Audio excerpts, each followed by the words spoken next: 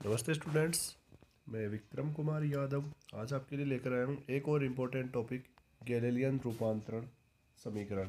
देखिए, गैलीलियन रूपांतरण समीकरण, ये समीकरण होते क्या है इनके बारे में अपन देखेंगे। जैसे मान लीजिए दो निर्देश तंत्र है जो एक दूसरे के सापेक्ष v वेग से गति कर रहे हैं। मतलब निर्देश तंत्र तो गति एक ही कर रहा है, लेकिन ऐसा प्रतीत होता है कि जो दूसरा है वो इसके पीछे की तरफ गति कर रहा है। तो आइए इनको देखते हैं क्या होते हैं। यदि किसी स्थिर निर्देश तंत्र के सापेक्ष कण की स्थिति ज्ञात हो, किसी स्थिर निर्देश तंत्र के सापेक्ष कण की स्थिति ज्ञात हो, तो वे रूपांतरण समीकरण जिनके द्वारा किसी अन्य जड़त्वीय निर्देश तंत्र के सापेक्ष कण की स्थिति ज्ञात की जा सके गैलीलियन रूपांतरण समीकरण कहलाते हैं। ओके स्टूडेंट्स, ये क्या कहना चाह रहे हैं? देखिए, अगर एक निर्देश तंत्र गतिशील हो और एक निर्देश तंत्र स्थिर हो, तो दोनों के निर्देशांकों के मध्य कोई ना कोई संबंध है वो ज्ञात किया जा सकता है। तो ऐसे रूपांतरण समीकरण कहलाते हैं गैलीलियन रूपांतरण समीकरण। ओके, आगे यहाँ पर अपन आगे देखते हैं स्थिति का रूपांतरण। स्थिति का रूपांतरण देखने के लिए मैंने मान लिया कि दो निर्देश तंत्र है, एक है एस और दूसरा है मेरे पास एस डैश। दो निर्देश तंत्र है जो यहाँ पर है, इस प्रकार का कोई डायग्राम है। मैं मान लेता हूँ कि टी बराबर 0 समय पर, टी बराबर 0 समय मतलब ये वाला समय, इस वाले समय पर दोनों एक दूसरे के ऊपर संपाती है। लेकिन टी समय बाद जो एस डैश निर्देश तंत्र है वो वी टी दूरी तय करके अपनी स्थिति चेंज कर लेता है। देखिए, यहाँ से अगर मैं बात करूँ 0 से इस यहाँ से इस वाले पॉइंट तक की दूरी होगी मेरे पास R1, यहाँ से इस ओ डैश से R2 पॉइंट तक की दूरी होगी मेरे पास R2। देन इन दोनों के मध्य जो विस्थापन हुआ उसको रिप्रेजेंट कर रहा हूँ मैं D से। ओके, तो आगे देखिए एस तंत्र में अगर मैं बात करूँ एस तंत्र की, एस तंत्र में जो विस्थापन है मेरे पास वो आ गया मेरे पास डी वो क्या हो जाएगा R2 माइनस R1। मतलब इसमें से ये वाले डिस्टेंस घटा दो तो मेरे पास टोटल विस्थापन ही आ जाएगा। यहाँ से R1 और R2 की वैल्यू में इन दोनों निर्देश तंत्रों से फाइंड आउट। ओके, तो देखिए यहाँ से फाइंड आउट करने के लिए मैं पहले लेता हूँ एस डैश तंत्र को। एस डैश तंत्र को ले रहा हूँ, मतलब इस वाले तंत्र को मैं इंक्लूड यहाँ पर कर रहा हूँ। देखिए यहाँ पर कोई बिंदु है उपस्थित P जिसके डिस्टेंस है यहाँ की R। तो देखिए यहाँ से अगर मैं बात करूँ इसकी, तो यहाँ से R1 इज इक्वल टू हो जाएगा R1 माइनस VT। मतलब जो R1 डिस्टेंस है इसमें से ये वाली डिस्टेंस घटा दूँ तो मेरे पास जो टोटल डिस्टेंस है वो आ जाएगी। सिमिलरली ऐसे एस डैश तंत्र की बात करूँ तो R2 माइनस VT। ओके, तो समीकरण 2 और 3 की वैल्यू उठा करके इस वाले समीकरण एक में पुट कर देंगे अपन। एक में पुट करेंगे तो मेरे पास समीकरण आ जाएगा D dash is equal to R2 minus VT minus R1 plus VT।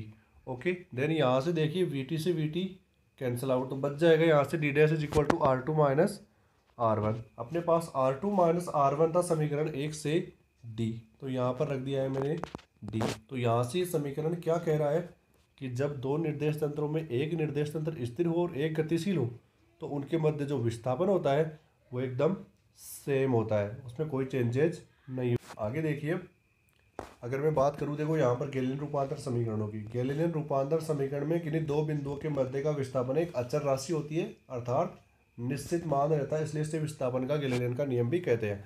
मतलब दोनों निर्देश तंत्रों में अगर फ्रिक्शन लिया जाए तो वहाँ पर विस्थापन की वैल्यू होती है वो सेम होती है।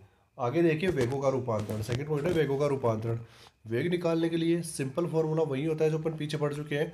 एस डैश तंत्र के रूपांतरण समीकरण का टी के सापेक्ष अवकलन करने पर एस डैश तंत्र का रूपांतरण समीकरण मेरे पास कौन सा है, ये रहा रूपांतरण समीकरण।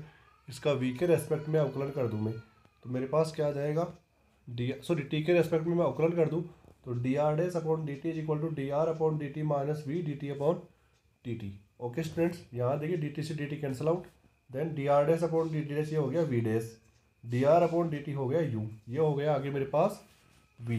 ओके, आगे देखिए यहाँ पर u और v मेरे पास आ गए हैं। अपन जानते हैं कि एस तंत्र में जो कण का वेग होता है उसको रिप्रेजेंट कर रहे हैं अपन u से, और u की जो वैल्यू होती है वो कुछ इस प्रकार से होती है, u vector is equal to u x i के प्लस यू वाई जे के plus u z k cap. ऐसे जो v की वैल्यू होती है वो भी यही होती है, वी एक्स आई के प्लस वी वाई जे के plus V Z k cap. Okay, ऐसे जो v डैश है उसकी वैल्यू हो जाएगी मेरे पास ये वाली, वी एक्स डैश आई के प्लस वी वाई डैश जे के प्लस वी जेड डैश के केप। ओके, ये वाली वैल्यू पुट करके मुझे इस वाले समीकरण में रखना है। समीकरण 5 में मेरे को ये वैल्यू रख, समीकरण 5 में ये वैल्यू रख दूं तो मेरे पास यहाँ से समीकरण बनकर आ जाता है कुछ ये वाला। ये लीजिए, ये समीकरण मेरे पास आ गया है। इस समीकरण की मुझे दोनों तरफ तुलना करनी है। देखिए यहाँ पर आई कैप है, यहाँ पर आई कैप के दोनों तरफ तुलना करूंगा तो मैं v x dash is equal to हो जाएगा u x minus v x, ऐसे v y dash is equal to हो जाएगा u y minus v y, ऐसे v z dash is equal to हो जाएगा u z minus v z. समीकरण 6। तो ये जो समीकरण 6 है अपना, वही आ गया मेरे पास वेग का रूपांतरण समीकरण, और गैलीलियन के लिए वेग का रूपांतरण। तो समीकरण 6 वेग रूपांतरण समीकरण कहलाता है। थर्ड पॉइंट देखिए, त्वरण का रूपांतरण। त्वरण क्या होता है? अपन जानते हैं कि वेग का रूपांतरण समीकरण होता है, अगर उसका टी के रेस्पेक्ट में अवकलन कर दिया जाए तो वो मेरे पास त्वरण आ जाता है।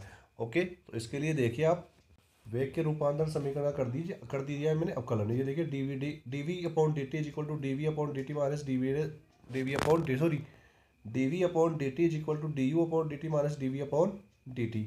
ओके, तो यहाँ से आ जाता है A dash is equal to A, अर्थात नियत वेग से गतिशील निर्देश तंत्र में कण का त्वरण अपरिवर्तित रहता है। इसी कारण नियत वेग से गतिशील निर्देश तंत्र जड़त्वीय निर्देश तंत्र कहलाता है या जड़त्वीय निर्देश तंत्र होता है।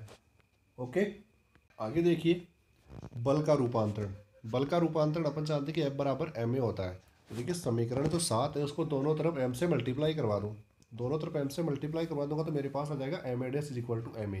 इसको लिख सकता हूँ मैं F dash is equal to F.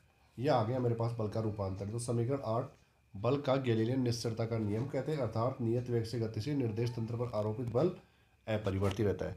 Okay students, उम्मीद करता हूँ आपको ये वीडियो अच्छा लगा होगा। Thank you.